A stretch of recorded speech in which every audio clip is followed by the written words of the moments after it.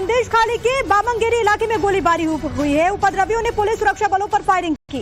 हमले में कई अधिकारी गंभीर रूप से जख्मी हैं। तो ये बड़ी खबर, अब देखिए अलग अलग जगहों से ऐसी खबर सामने आ रही है। संदेश खाली काफी चर्चा में भी रहा। खबर ये है कि वहां के बामनगिरी इलाके में गोलीबारी हुई है। उपद्रवियों ने पुलिस सुरक्षा बलों पर फायरिंग की और कई जगहों से ऐसी खबरें सामने आ रही है। यहाँ पर पुलिस कर्मियों को टारगेट किया गया है। हमले में कई अधिकारी हैं जो कि गंभीर रूप से जख्मी बताए जा रहे हैं। अभिषेक राज हमारे साथ, हमारे सहयोगी इस वक्त कनेक्टेड है। अभिषेक, क्या और जानकारी हमारे पास?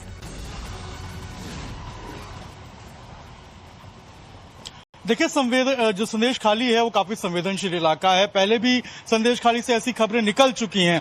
इस बार जो खबर आई है बामनगिरी का, संदेश खाली के नजद का इलाका है ये, और यहीं पे पता चला है कि तृणमूल कांग्रेस के दो फ्रैक्शंस में जम के जो है वो मारपीट हुई थी। किसी बात को लेकर विवाद हुआ था, झंडा लगाने को, पार्टी को लेकर जो है वो विवाद हुआ था, और उसके बाद विवाद इतना बड़ा हो गया, गहरा गया कि फायरिंग जो है वो देखने को मिली। जब पुलिस के लोग और पैरामिलिट्री के लोग वहां पर हालात को नियंत्रण करने के लिए पहुंचे थे तो उनके ऊपर भी फायर किया गया, और बताया जा रहा है कि 3 जो पुलिसकर्मी है पश्चिम बंगाल पुलिस के और 2 पैरामिलिट्री के बता रहे हैं कि वो अभी इंजर्ड हैं।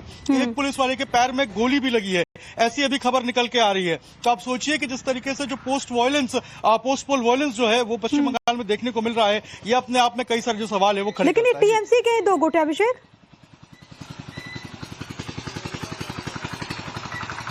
बिल्कुल बिल्कुल, अभी तक जो जानकारी मिल पाई है उसके हिसाब से टीएमसी के जो 2 फ्रैक्शंस हैं उनके बीच में जो है ये पूरा का पूरा विवाद हुआ, और विवाद इतना ज्यादा बढ़ गया कि वहां पर फायरिंग हुई है। ठीक है, बहुत शुक्रिया आपका अभिषेक तमाम बातचीत के लिए। एक और बड़ी खबर बंगाल की सियासत से जुड़ी हुई है। बड़ी जानकारी, बंगाल चुनाव में टीएमसी की करारी हार के बाद राहुल गांधी और टीएमसी के नेता सांसद अभिषेक बनर्जी के बीच फोन पर बातचीत हुई है। सूत्रों के मुताबिक दोनों नेताओं के बीच बंगाल में वोट चोरी और चुनाव के दौरान की गई हेराफेरी पर बात हुई है। कांग्रेस और टीएमसी के नेताओं के बीच इस बातचीत में कई राजनीतिक मायने निकाले जा रहे हैं। जिस इंडिया गठबंधन को लेकर ममता बनर्जी दबाव की राजनीति करती रही, उसी इंडिया गठबंधन को अब ममता बनर्जी जरूरी बता रही है।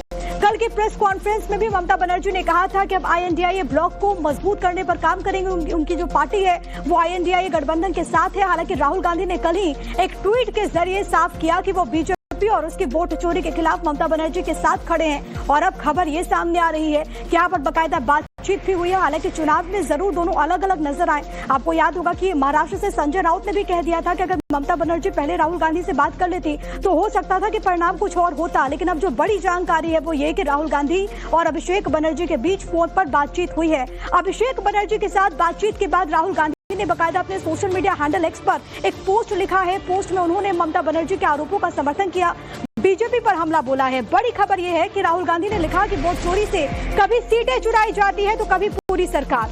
लोकसभा के 240 बीजेपी सांसदों में मोटे तौर पर हर 6ठा सांसद वोट चोरी से जीता है। पहचानना मुश्किल नहीं, क्या उन्हें बीजेपी की भाषा में घुसपैठिए कहें।